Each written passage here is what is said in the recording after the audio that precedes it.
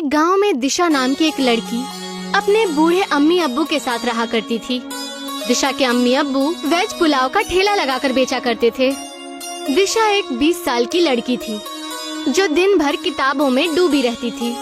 एक दिन उसकी अम्मी अनीता दीक्षा से बोली, तुम दिन भर किताबों में ही डूबी रहती हो, थोड़ा बहुत अपनी अम्मी के कामों में भी हाथ बटा लिया करो, निकाह के बाद ये तुम्हारे काम आएगा।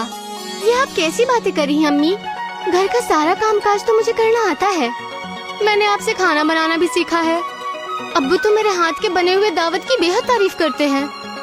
वो तो मैं अच्छी तरह से जानती हूँ, लेकिन दिन भर किताबों में डूबे रहने से क्या हासिल हो जाएगा? भला आज तक किसी लड़की को पढ़ लिख कर कुछ मिला है क्या? अंत में तो उसे निकाह के बाद चूल्हा चौका ही संभालना पड़ता है। ऐसा नहीं है अम्मी, अगर मैं दिन भर किताबों में डूबी रहती हूँ तो उसकी भी एक वजह है। किताबें हमें बहुत कुछ सिखाती हैं। मैं इस जिंदगी में कुछ नया करना चाहती हूँ। दीक्षा की बात पर अनीता दिशा से कुछ बोलने ही वाली थी कि तभी वहाँ दिशा के अब्बू आ गए। अरे मेरी बेटी दीक्षा बिल्कुल सही बोल रही है। अनीता, उसे पढ़ने दो। मैं तो बस यही कहना चाह रही थी जी कि हमें दीक्षा को पढ़ा लिखा कर नौकरी थोड़ी न करवानी है, अंत में उसका निकाह ही तो करना है। ऐसा नहीं सोचते अनीता। अगर दीक्षा बिटिया शिक्षित हो जाएगी तो सोचो अपनी शिक्षा से उसे कितना फायदा पहुंचेगा। वो अपने पति के ऊपर बोझ नहीं होगी। और वैसे भी आजकल के दौर में लड़कियां पुरुषों से पीछे है क्या? वो पुरुषों के साथ कदम से कदम मिलाकर चल रही है। अब्बूजान, मेरे मदरसे में 2 दिन के लिए जंगल में एक टूर जा रहा है, क्या मैं जा सकती हूँ? लेकिन मौलाना ने 500 रुपए मांगे हैं। बेटी, मैं तुम्हें कभी मना नहीं करता, लेकिन तुम तो जानती हो आजकल धंधा कितना मंदा हो गया है। मैं तुम्हारे स्कूल की फीस भी कितनी मुश्किलों से जमा करता हूँ। टूर पर जाने के लिए स्कूल वालों ने कुछ अतिरिक्त रुपए तुमसे मांगे हैं, जो इस समय मेरे पास नहीं है बेटा। रमन की बात सुनकर दीक्षा का चेहरा उतर गया। अपनी बेटी का चेहरा देखकर रमन भावुक होकर बोला, लेकिन तुम फिक्र मत करो, कल मैं किसी न किसी से पैसे उधार मांगकर तुम्हें दे दूंगा। अब्बू की बात सुनकर दीक्षा बेहद खुश हो गई। ये क्या जी, अब आप दीक्षा के लिए पैसे भी उधार लेंगे? कोई बात नहीं, बेटिया पढ़ लिख जाएगी तो हो सकता है वो आगे चलकर हम दोनों का ही सहारा बने। लेकिन हमें परसों मकान मालिक का किराया भी देना है। अगले दिन दिशा के अब्बू फिर से ठेला लेकर बस स्टैंड के पास चले गए, मगर वो यही सोचते रहे कि आखिर वो कैसे और किससे उधार मांगे। तभी उसे दूर से गांव का मुखिया आता हुआ नजर आया, जो उसी के करीब आ रहा था। नमस्ते नमस्ते मुखिया जी। अरे अरे नमस्ते नमस्ते रमन, नमस्ते। और सुनाओ, कैसे हो? धंधा कैसे चल रहा है तुम्हारा? धंधा अभी बहुत हल्का चल रहा है मुखिया जी। पहले पुलाव शाम तक बिक जाता था, लेकिन अब तो कभी कभी भगोने में पुलाव ऐसा का ऐसा ही रखा रहता है। अरे अरे रमन, आजकल चाइनीज फूड का दौर है। भारत में तरह तरह के लजीज खाना बन रहे हैं। ऐसे में तुम्हारा देसी पुलाव कौन खाना पसंद करेगा? गांव का नक्शा अब पहले जैसा नहीं रहा। गांव के लोग भी बहुत बदल चुके हैं। मुखिया जी, मुझे आपसे कुछ बात करनी थी। हाँ हाँ बोलो, अब क्या बात करनी थी? मुझे आपसे कुछ पैसे उधार चाहिए थे। कितने पैसे चाहिए थे? जी मुझे 2000 रुपए की जरूरत थी। वो क्या है कि कल मुझे 1500 रुपए मकान का किराया देना है और 500 रुपए बेटिया के स्कूल में जमा करने हैं। अरे तो दीक्षा बेटिया की स्कूल की फीस जमा नहीं हुई क्या? जी वो तो मैंने कब की जमा कर दी मुखिया जी। क्या है कि स्कूल की तरफ से बिटिया का टूर जा रहा है जंगल, तो बिटिया का बड़ा मन है उस टूर में जाने का, और स्कूल वाले 500 रुपया मांग रहे हैं। अरे तुम्हें क्या हो गया है रमन? तुम्हारा धंधा वैसे ही मंदा चल रहा है और ऊपर से तुम्हें मकान का किराया भी देना है। ऐसे में बिटिया को टूर पर भेजना जरूरी है क्या? बिटिया को पेड़ और पौधों से बहुत प्रेम है मुखिया जी, और वो दिन भर इसी के बारे में किताबों में पढ़ती रहती है। अगर आज शाम को मैं उसे पैसे नहीं दे पाया तो बिटिया का दिल टूट जाएगा मुखिया जी। मुखिया दीक्षा के अब्बू की बातों को सुनकर उन्हें बेहद गौर से देखने लगा। तभी मुखिया का साथी अभिमन्यु वहाँ जा पहुँचा। अभिमन्यु एक बेहद गंदे बर्ताव का इंसान था, जो मुखिया के हमेशा कान भरता रहता था। वो उन दोनों की बातें काफी देर से सुन रहा था। अभिमन्यु ने मुखिया के कान में बोला। अरे सोचते क्या हो मुखिया जी, 1000 रुपए की बात है, दे दीजिए। वैसे भी रमन का ठेला कम से कम 10,000 रुपयों का होगा। इस वक्त रमन का धंधा अच्छा नहीं चल रहा है, वो आपके पैसे नहीं चुका पाएगा। उसके बदले आप उसका ठेला रख लेना, पूरे 8,000 रुपए का फायदा होगा। अभिमन्यु की बात मुखिया के दिमाग में बैठ गई। अरे ये पैसे कब तक दोगे मुझे? मुखिया जी मुझे बस 2 महीने का समय दे दीजिए। इससे पहले मैंने आपसे ना जाने कितने बार पैसे उधार लिए, लेकिन हमेशा चुका दिए हैं। अरे उस वक्त की बात अलग थी रमन, लेकिन इस वक्त की बात अलग है। मैं कुछ समझा नहीं मुखिया जी। अरे देखो रमन, आजकल सभी का धंधा मंदा चल रहा है, मेरा भी व्यापार थोड़ा सा मंदा ही चल रहा है, तो इसीलिए मुझे पैसे जल्दी चाहिए। और दूसरी बात, मुझे गिरवी रखने के लिए भी कोई सामान चाहिए। मुखिया की बात सुनकर दीक्षा के अब्बू बेहद बुरी तरह से चौंक पड़े। दीक्षा के अब्बू जानते थे कि मुखिया अंदर से अच्छे स्वभाव का इंसान था। दीक्षा के अब्बू समझ गए कि मुखिया के कान किसी और ने नहीं, बल्कि कुछ देर पहले अभिमन्यु ने ही भरे थे। मगर दीक्षा के अब्बू मजबूर थे, क्योंकि मुखिया के अलावा गाँव में कोई भी 2,000 रुपए उसे उधार नहीं दे सकता था। मेरे पास क्या है मुखिया जी, गिरवी रखने के लिए सिर्फ एक किराए का मकान है। और क्या आपको मेरी जबान पर भरोसा नहीं है? अरे भरोसे के जमाने चले गए रमन, हमारा ये ठेला किस दिन काम आएगा? अगर तुम मुझे महीने के अंदर अंदर पैसे नहीं दे पाए तो मैं ये तुम्हारा ठेला जब्त कर लूंगा, और तुम्हें इस बात का कोई बुरा नहीं मानना चाहिए। दीक्षा के अब्बू सोचते हुए बोले, ठीक है मुखिया जी, जैसी आपकी मर्जी। मुखिया मुस्कुराता हुआ वहाँ से चला गया। शाम को दीक्षा के अब्बू ने 500 रुपए दीक्षा को दे दिए। दीक्षा बेहद खुश होकर वहाँ से चली गई। दीक्षा के अब्बू ने सारा मसला दीक्षा की अम्मी को कह सुनाया। ये क्या किया आपने? आप बेहद अच्छी तरह से जानते हैं कि अभिमन्यु एक नंबर का बेईमान आदमी है। मुखिया जी एक अच्छे स्वभाव के और नेक दिल इंसान है। जरूर अभिमन्यु की तुम्हारे ठेले पर नियत खराब हो गई होगी। आखिर मुखिया जी आपका ठेला लेकर क्या करेंगे? वो जरूर आपके ठेले को अभिमन्यु को दे देंगे। जब आपके पास ठेला ही नहीं रहेगा तो आप क्या करेंगे? तब तक कोई ना कोई हल निकल आ जाएगा। वैसे भी हमें कल मकान मालिक का किराया चुकाना तो है ही। 1500 रुपए तो वैसे भी मुझे मुखिया जी से मांगने पड़ते हैं। अगले दिन दीक्षा जंगल के टूर पर चली गई। दीक्षा जंगल के घने दरख्तों को बेहद गौर से देख रही थी। तभी उसकी नजर एक बूढ़ी औरत पर पड़ी। उसने देखा कि वो बूढ़ी औरत केले के पत्तों में कुछ पका रही थी। केलों के पत्तों में से बेहद अच्छी खुशबू आ रही थी। दीक्षा अपने आप को रोक नहीं पाई और उस बूढ़ी औरत के पास चली गई। ये क्या है आंटी? ये केलों के पत्तों की बनी हुई बिरयानी है बेटी। ये कैसे मुमकिन हो सकता है? बिल्कुल मुमकिन हो सकता है बेटी, मैं इसकी रेसिपी को अच्छे से जानती हूँ। दीक्षा उस बूढ़ी औरत के चेहरे को गौर से देखने लगी। आपके चेहरे की झुर्रियाँ मुझे बता रही हैं कि आप इस जंगल की रहने वाली नहीं हैं और ये रेसिपी इस देश की नहीं है। तुम तो बेहद चालाक हो बेटी। तुमने कैसे अंदाजा लगा लिया? मैं दिन भर किताबों में पढ़ती रहती हूँ, मुझे कुछ नया सीखने का शौक है। तुम बेहद अच्छी बातें करती हो। क्या नाम है तुम्हारा? दीक्षा। दीक्षा, दीक्षा तुमने बिल्कुल सही पहचाना। मैं अपनी जवानी में ही आधी दुनिया घूम चुकी हूँ। मेरे खानदान के सभी लोग मुझे छोड़कर विदेश में बस गए हैं। उस दिन के बाद इस दुनिया से मेरा दिल बिल्कुल ही हट गया और मैं जंगलों में ही अकेले रहने लगी। क्या आप मुझे ये रेसिपी सिखाएंगी? अगर कोई और कहता तो मैं उसे जरूर मना कर देती, लेकिन तुम बेहद अच्छी हो। तुम्हारी आंखों की चमक बता रही है कि तुम्हें आगे बढ़ने का बेहद शौक है। ये लजीज बिरयानी जरूर तुम्हें सिखाऊंगी। बूढ़ी औरत ने दीक्षा को लजीज बिरयानी की रेसिपी बता दी। शाम को दीक्षा अपने घर पर चली गई। वक्त ऐसे ही गुजरता रहा। दीक्षा के अब्बू का काम बंद हो गया और मुखिया अभिमन्यु के साथ आकर दीक्षा के अब्बू का ठेला छीन कर ले गया। दीक्षा के अब्बू का धंधा एकदम ठप हो गया और ऊपर से उसके सर पर मकान के किराए का कर्ज भी बढ़ गया था। कितनी बार आपको समझाया मैंने, पर आपको समझ में ही नहीं आया। अरे क्या जरूरत थी दीक्षा को इतना ज्यादा पढ़ाने की। अब बताइए, दीक्षा को पढ़ा लिखा कर क्या फायदा मिला? कितने भी पैसे खर्च हुए हैं, अगर वो हम बचा कर रखते तो आज हमारे कुछ काम आते। अरे इसमें दीक्षा का कोई दोष नहीं है अनीता।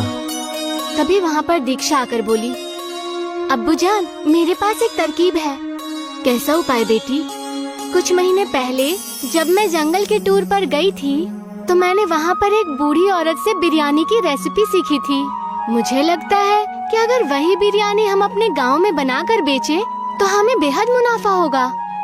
ये कैसी बातें कर रही हो बेटी?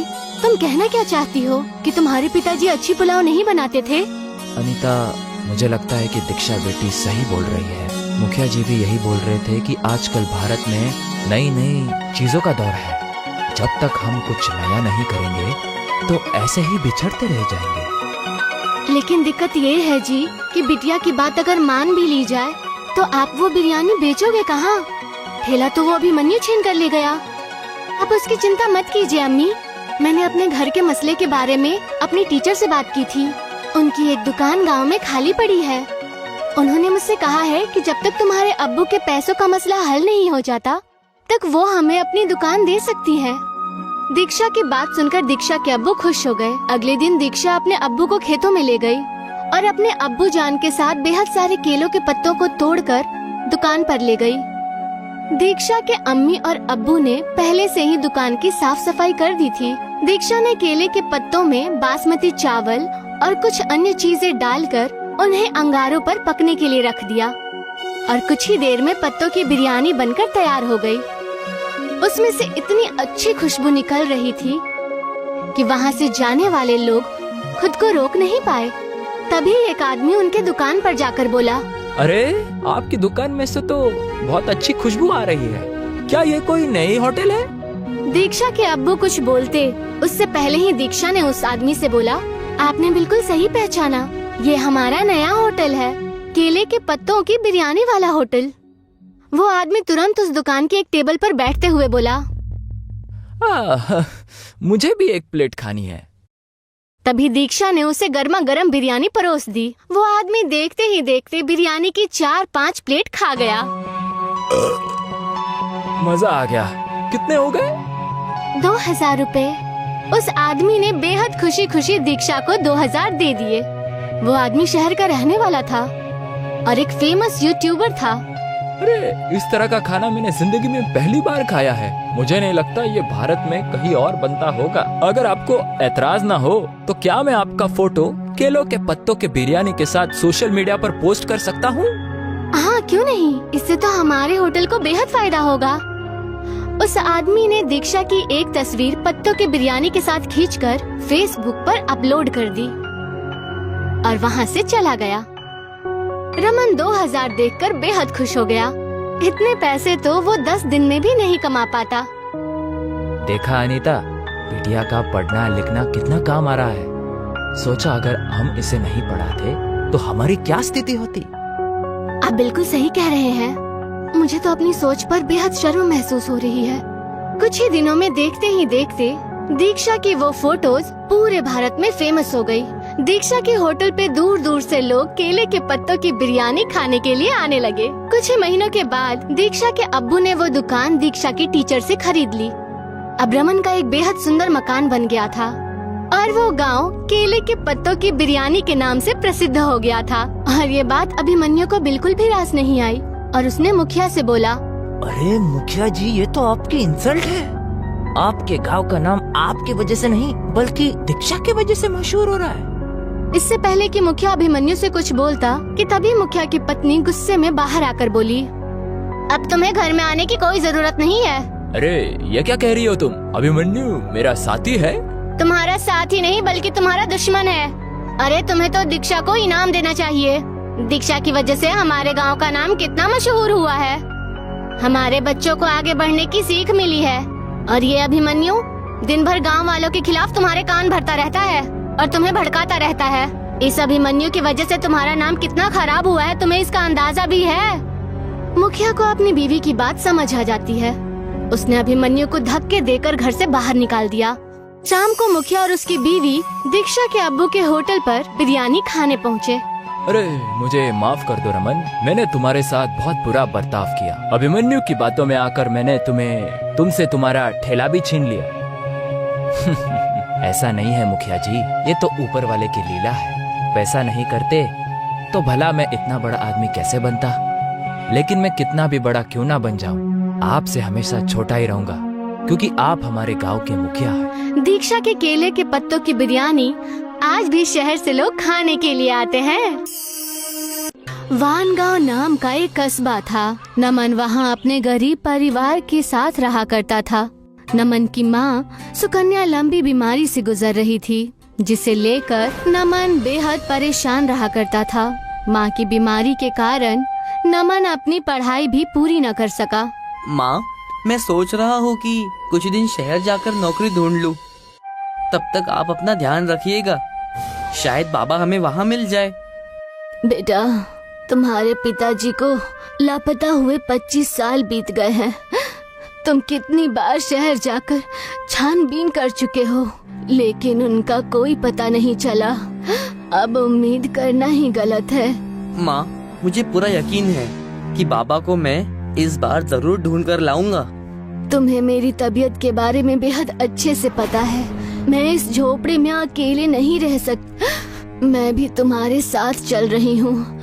जो होगा हम दोनों साथ में देख लेंगे। माँ बेटे दोनों ही अपना बोरिया बिस्तरा बांधकर शहर के लिए रवाना हो गए। कुछ दूर चलने के बाद रमन ने देखा कि उनके पास रखा पानी खत्म हो चुका है। मुझे बेहद प्यास लगी है बेटा, कहीं से पानी लेकर आ, वरना मैं गश्त खाकर यहीं गिर जाऊंगी। आप यही पास वाले बगीचे में बैठ जाइए, मैं तब तक पानी लेकर आता हूँ और जल्दी आता हूँ। आप फिक्र मत कीजिएगा। बेटा, जितना तुमने दिलासा दिया है ना, उतने में तो तुम जाकर पानी ले आते। जाकर ले आ। नमन पास के कस्बे में पानी ढूंढने के लिए जाता है, लेकिन हर जगह उसे खाली सड़कें और सिर्फ दरख्त ही नजर आ रहे थे। और उन्हीं सड़कों पर उसे एक घर दिखाई देता है, जो कि ठीक पहाड़ों के बीच में था। उस घर को देखते ही नमन खुश हो जाता है। वहाँ एक घर नजर आ रहा है, मुझे वहाँ जाकर देखना होगा, बस पानी मिल जाए। नमन उस घर में जाता है और दरवाजा खटखटाने लगता है। कोई है? कोई है? यहाँ पर कोई है? मेरी माँ का प्यास से बुरा हाल हो चुका है, मेहरबानी करके मेरी मदद कीजिए। दरवाजा खोलिए, मुझे आपकी मदद चाहिए। हाँ हाँ, रुको बेटा, मैं आया।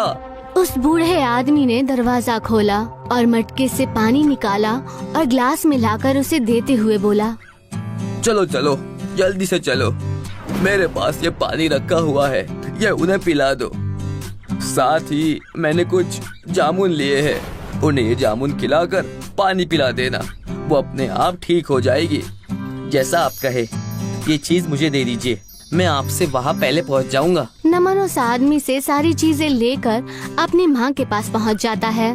पानी पानी पानी, जल्दी ले आओ बेटा।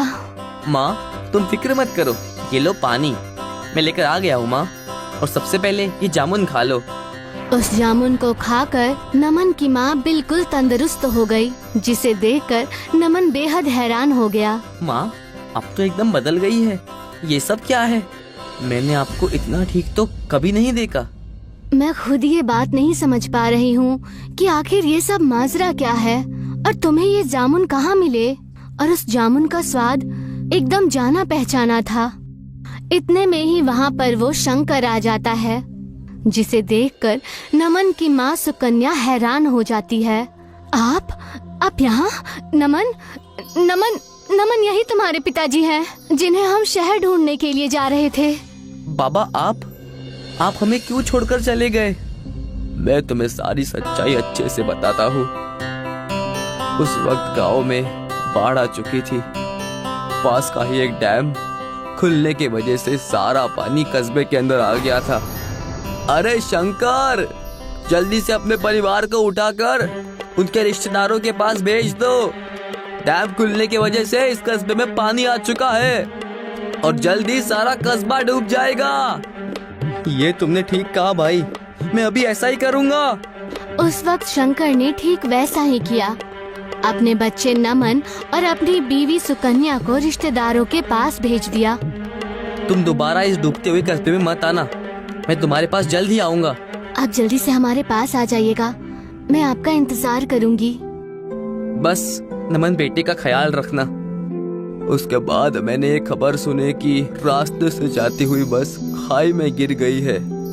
फिर मैंने सोचा कि मैंने मेरा परिवार खो दिया है और इस जगह में बस गया। मैं आज बहुत खुश हूँ, मेरा परिवार सही सलामत है। आपका परिवार सलामती से बिल्कुल भी नहीं है और बाप के प्यार के लिए तरसा हूँ मैं। और एक आप है कि यहाँ रहकर जामुन खा रहे हैं, शर्म आनी चाहिए आपको। चुप रहो नमन, पिताजी से कोई ऐसे बात करता है क्या? आवाज नीची रखो। भला हो उस ऊपर वाले का जिसने मुझे अपने परिवार से मिलाया।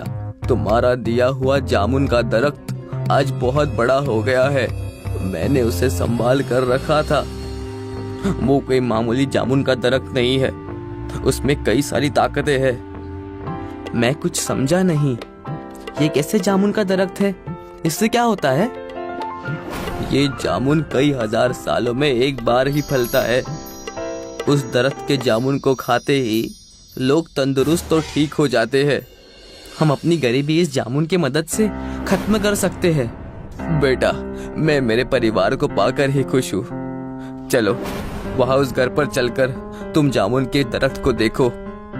नमन अपने पिता और अपनी माँ के साथ जाकर उस जामुन के दरख्त को देखता है कि वहाँ पर एक विशाल जामुन का दरख्त वहाँ खड़ा है, जिसे देखकर वो बेहद खुश हो जाता है।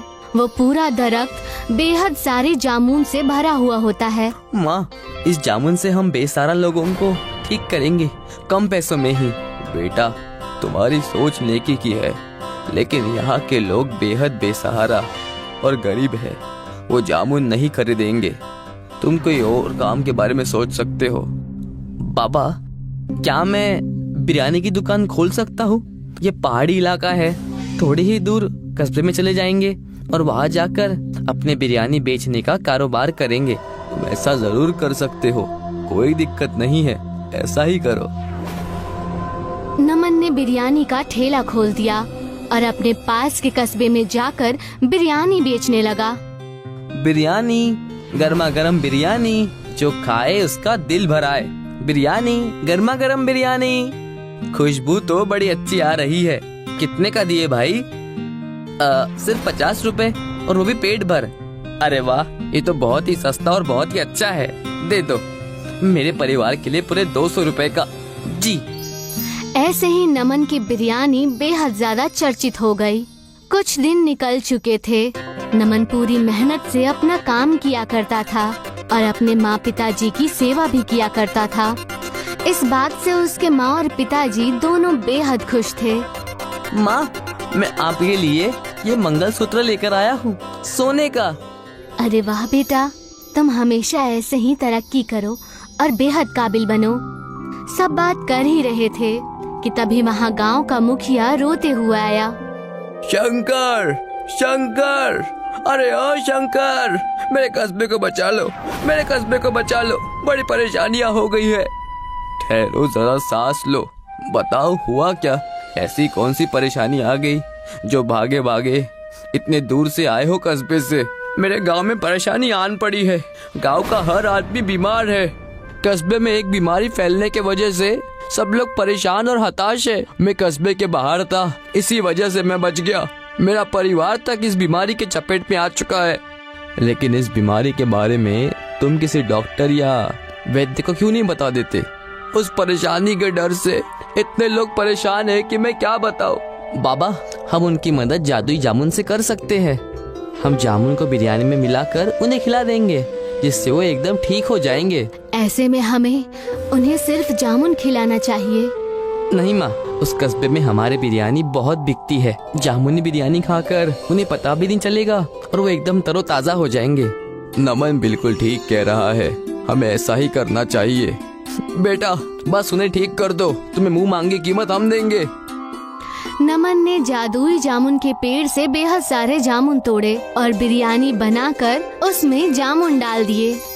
और ये हो गई हमारी जामुन की बिरयानी तैयार। नमन और मुखिया जी मिलकर पूरे कस्बे में जामुन बिरयानी बांटते हैं। जैसे जैसे सब लोग जामुन की बिरयानी खा रहे थे, उस जामुन के जादू से सब लोग ठीक होते जा रहे थे। मुखिया इस चीज को देखकर बेहद खुश था। बेटा, अगर आज तुम ना होते तो मेरा कस्बा तबाह हो चुका होता। लाख लाख शुक्र है तुम्हारा, ये तो मेरा फर्ज था। जामुन बिरयानी खाते ही सब ठीक हो गए और ये बात सारी जगह आग की तरह फैल गई।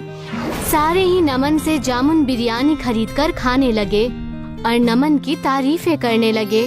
नमन के पूरे परिवार को नमन पर नाज था और फिर सभी लोग खुशी खुशी एक साथ रहने लगे।